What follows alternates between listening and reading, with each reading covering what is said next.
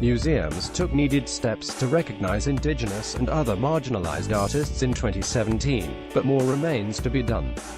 In 1992, with the North American cultural world in the throes of a reckoning with the 500-year anniversary of Christopher Columbus's discovery of America, James Luna, a preeminent Indigenous American artist, chose to sit that one out.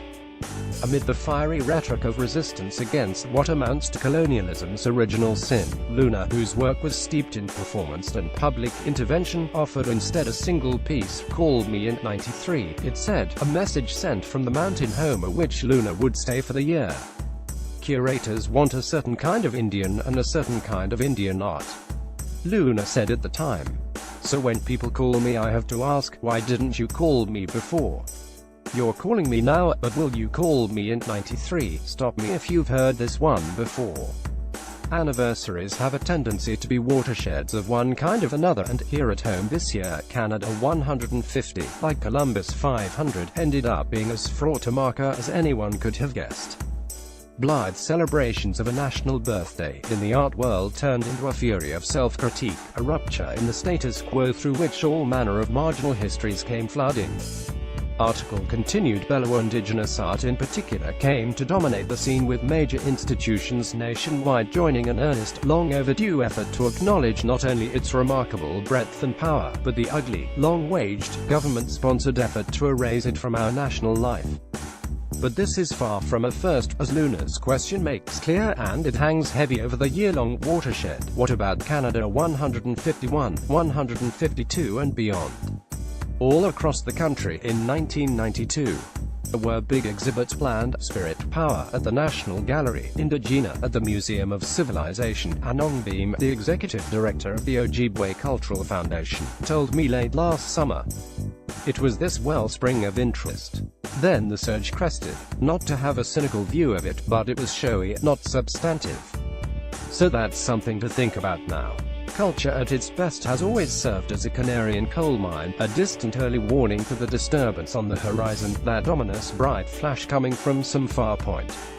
If the institutional art world here leapt two-footed into the reconciliation dialogue, and it did, it has to prove it didn't do so without looking first where it would land. Its 2018 priority needs to both sustain and broaden it.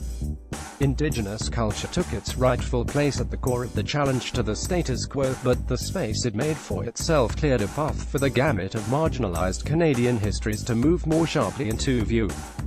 The complaints of a closed system, of prescriptive tastes and markets, of generations of a dominant, delegitimizing gaze of an academic-minded elite, found ample voice this year in exhibitions like the Art Gallery of Ontario's Every Now, Then. More on that later. And the Art Gallery of York University's Migrating the Margins, a gathering of Canadian artists emanating from an array of diasporas: Jamaica, India, Sri Lanka and Trinidad, to name a few. On that point, one voice spoke a little more loudly than others. As diversity morphed this year from politically correct buzzword to marketing opportunity, her words carry more weight than mine. I'd like to take a moment to ask the gallerists who are suddenly interested in the work of non-academic, non-white crafts-based artists now that it's trending and convenient for you to run the F up, wrote Rajni Pereira on her Instagram feed. It's not here for you unless you've been here for YT. You're too late. Go back to sleep. Thank you. On a recent visit to her studio, Pereira, whose pair of monumental works at York embraced a wild sci-fi cosmology with unbridled glee, laughed at the thought of her post, but caught herself quickly. The thing is, it's true, said Pereira, who is equal parts fiery, frank and hilarious, growing suddenly emphatic. I don't care about that being reactionary. I can be reactionary when I've succeeded surmounting the odds of the industry that I work in. I'm okay with that. Pereira, 32, who immigrated to Toronto from Sri Lanka as a child, rightly makes clear that simply being grateful for the attention is long past. I was making this work before the time of this weird interest. I've been doing this for 10 years. You didn't want to take the risk then, but you want to do it now because I fit some kind of a slot. You didn't make that slot for me, I did. Stories like hers dovetail perfectly into the grand nationalist reckoning instigated by the year's dominant theme. Toronto's Kent Monkman, a Cree artist from Manitoba who has become perhaps the art world's most visible flag-bearer for Indigenous rights, provided the cold open in January with Shame and Prejudice, a story of resilience. With its grand canvases offering an intense revision of the full epic sweep of Canadian history, from first contact to treaty rights to residential schools and all the social disasters it begat, fractured communities, poverty, crime, addiction, Monkman set the table for a fraught art world's sesquicentennial, to say the least. By the time the Contact Festival rolled around in spring, Indigenous artists like Shelley Nero, who is Mohawk, and Laurie Blondo, who is Cree, Saulteaux, were at the fore of it, and with the monumental public projects, surely its outward face. Nero capped it off by winning the $50,000 Scotiabank Photography Award that same month. A career survey of her work is on view at the Art Gallery of Hamilton. In June, the National Gallery of Canada in Ottawa added its voice, completing a reinstallation of its entire Canadian contemporary collection with Indigenous and non-Indigenous work displayed, for the first time, as an integrated whole. It was the precursor to the opening of its $8 million redux of its new Canadian and Indigenous galleries, similarly intertwined, just in time for July 1st. With it came a promise, in the words of director Mark Mayer, to tell these stories together and never again apart. The McMichael, finding its feet in the emergent What It Means to Be Canadian moment, offered both a memorial exhibition of the pioneering, late Inuit artists Annie Putoguk and the touring retrospective of Dean Saulteaux artist Alex John Va alongside its requisite Lauren Harris and Tom Thompson fair, marking the centenary of his death. For a museum built on notions of Canadianness being very much the latter, not the former, this is key. As spring turned to summer, the conversation began to expand.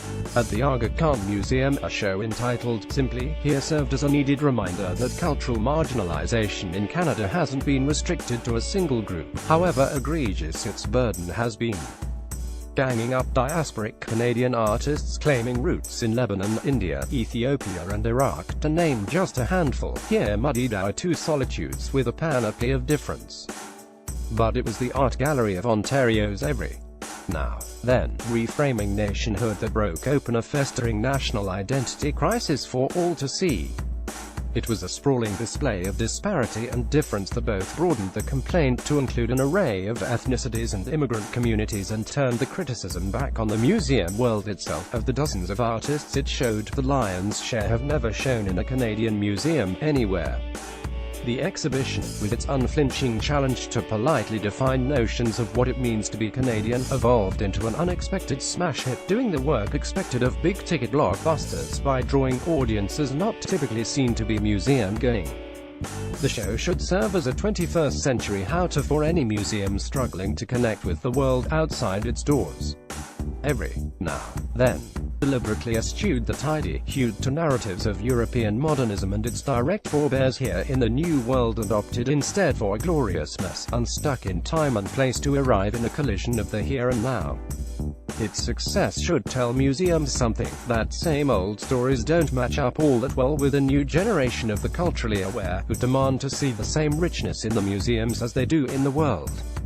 Then, in September, a tremor, the AGO's top curator of Canadian art, Andrew Hunter, who had made every now, then, with Anik Jordan, made a sudden exit, saying on the way out that the gallery had more appetite for retrenchment than a desire to build on its momentum. He implied instead a coming washing of hands and a desire to get back to normal. The AGO responded by elevating Wanda Nanabush, the assistant curator of Canadian and Indigenous art whom Hunter had hired, to a position on the same level as her old boss. Nanabush, who is Anishinaabe, holds as much power as anyone there over the story Canadian art will tell in the coming years, which can only be a good sign. After 3 years in limbo, the Museum of Contemporary Art, Toronto, will finally open again next year at its spiffy new digs on Sterling Road. Which brings us back to Pereira. When it launches its grand reopening exhibition in the spring, Pereira and Nepsidu, her cohort migrating the margins, will occupy a sizable chunk of its footprint. It hints at a 2018 in tune with, if not where we are yet, then where we should be steering, toward a city where difference triumphs over exclusion, with that gash in the status quo growing larger by the moment. That's a Canada 151 we should all get behind.